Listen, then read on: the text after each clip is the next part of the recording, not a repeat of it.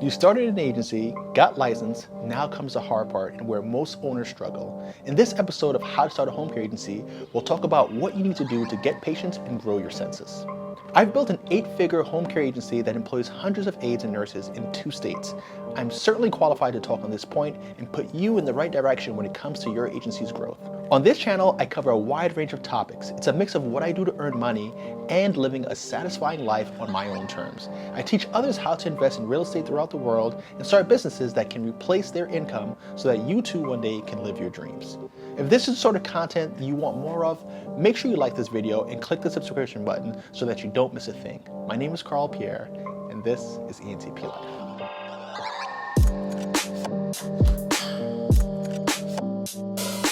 In 2020, I decided to open a new home care agency in Florida and document the steps here on the channel so others could follow along.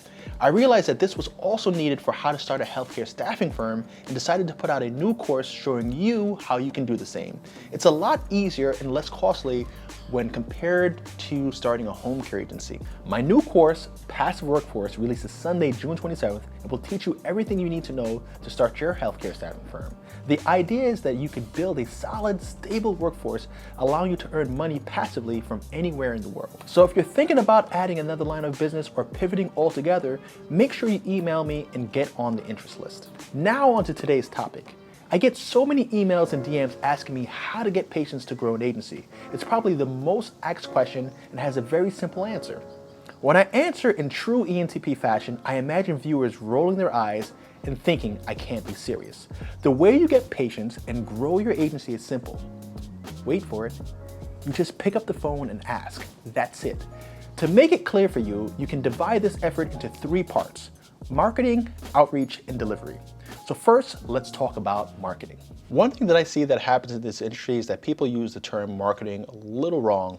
People tend to loop together marketing and sales all into the same conversation, and that's something that you need to get out your mind.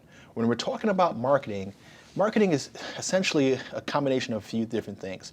One is understanding the audience and the client that you're trying to sell to, as well as the method that you're going to use to get their attention. All right, that is going to be your overall marketing strategy, as well as the study of the market itself.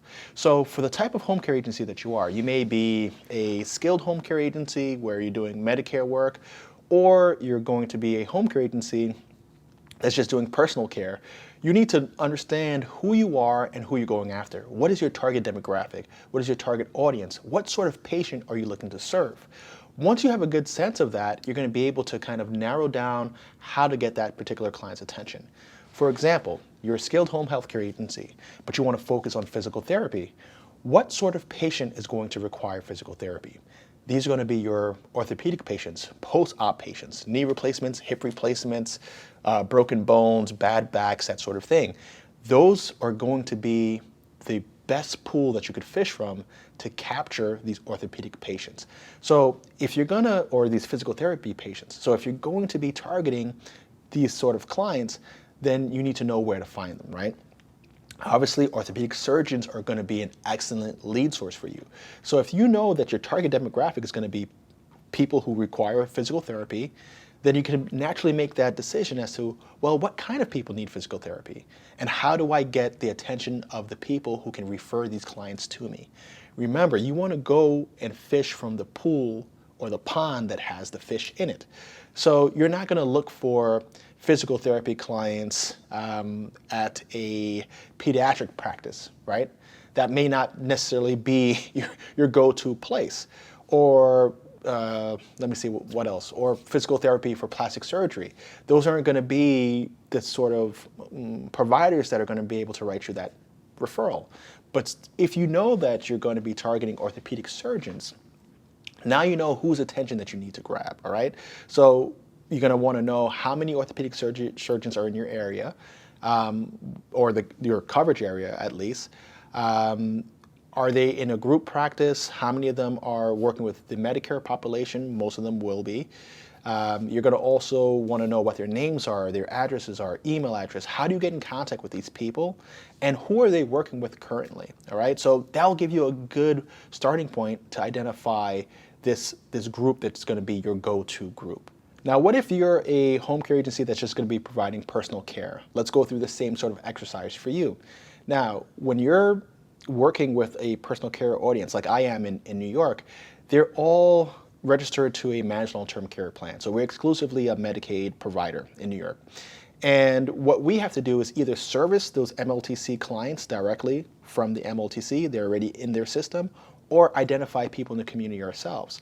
So in order to get onto an MLTC plan, you have to be Medicaid eligible and have a chronic disease. So if I'm going to concentrate on this demographic, I need to find low-income people because Medicaid is an entitlement for low-income people. So I'm going to target the low-income neighborhoods, right? That's the obvious thing that you need to do, and build awareness around the programs that exist that are available to people in this community.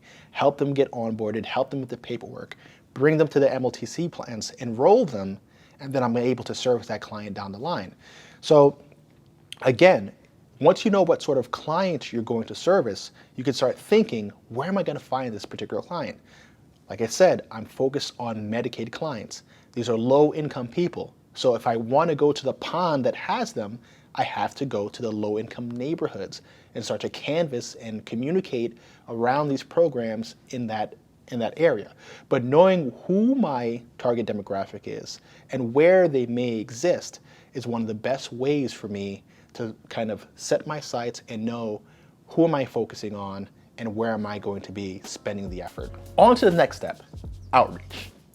So now that you understand who you're targeting, how are you going to get their attention? And this is where I say pick up the phone and make some phone calls. It's as simple as that, right? So now that you know that you're going to be working with orthopedic surgeons, what are you going to do? You're going to pick up the phone and call their practices. Literally just call them and say, hi, I'm Karl calling from Aidbook Home Healthcare. We're new in Broward County and we want to talk to you about being your preferred home care provider. Currently, who are you using and who are you making your home care referrals to? Maybe start with a question. Just introduce yourself. Let them know that you exist. If you don't let them know that you exist, how would they ever refer to you? It's never going to happen. You need to get yourself in front of the physicians, in front of the office managers, in front of the nurses at that practice, and talk to them. Let them get to know you. Let them get to know that you exist in their target market, okay? This is really important. You don't just open a home care agency, open an office, stick a sign out front, and pray and wait. No. The doctor may never drive past your office, may never see that you exist.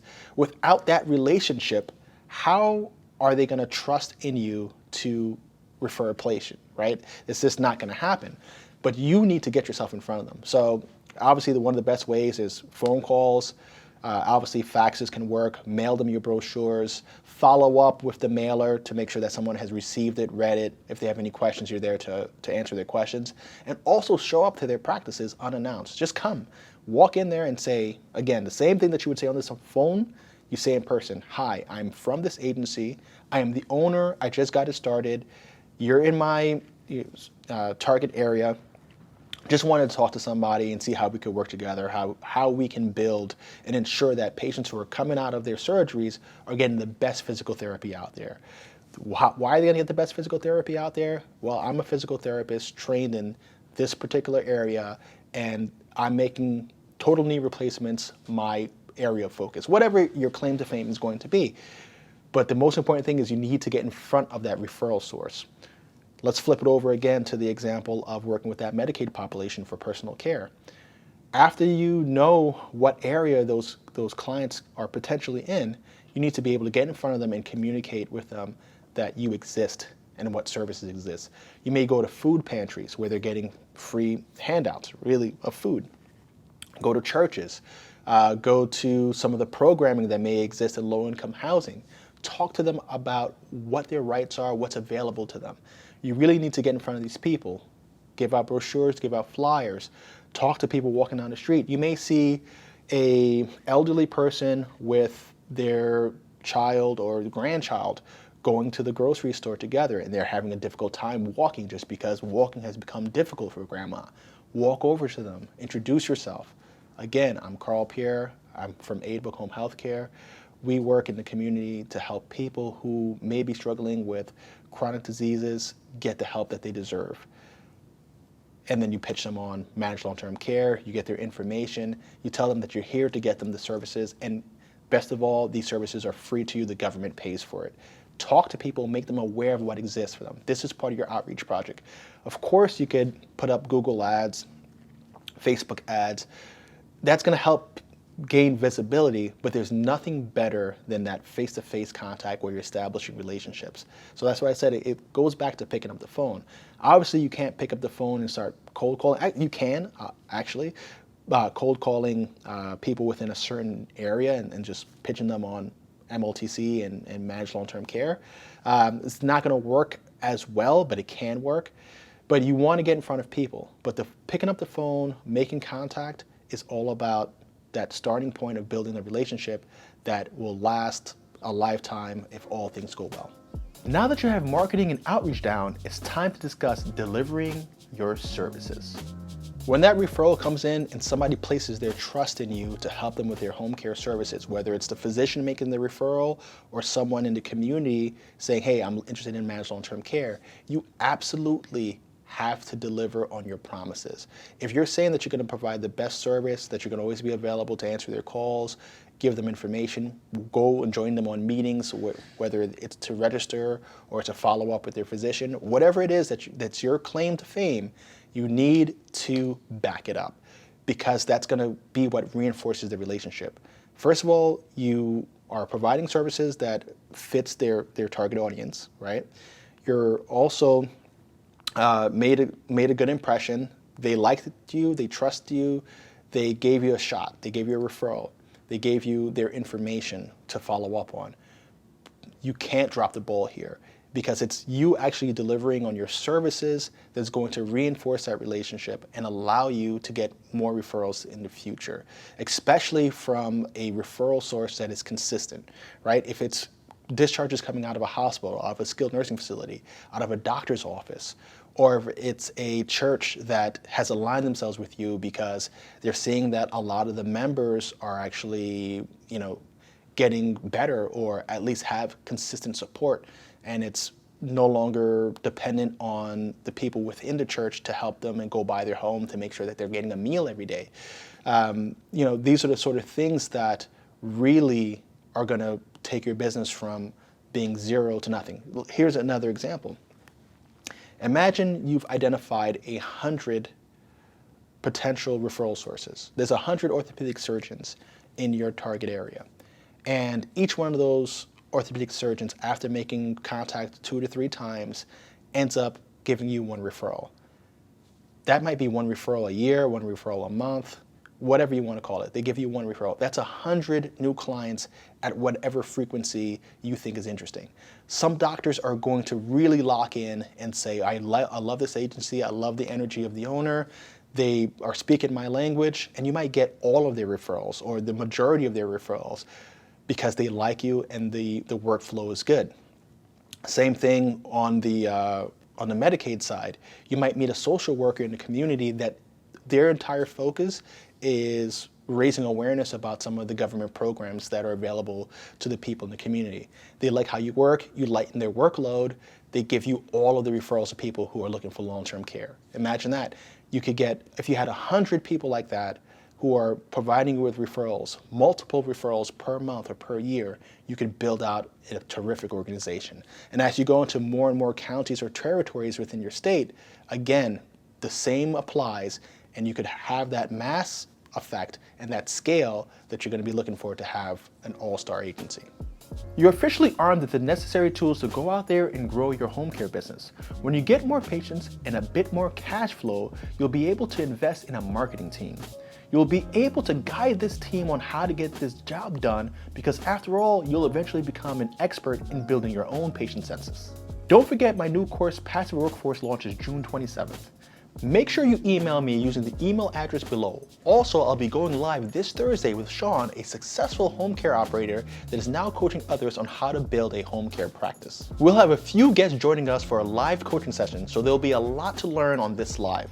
Leave any questions that you have or you want us to address right in the comment section below, and make sure that you're there so that you get your questions answered. As always, like, subscribe, and I'll see you in the next one. Thank you for joining me here at ENTP Life. Take care.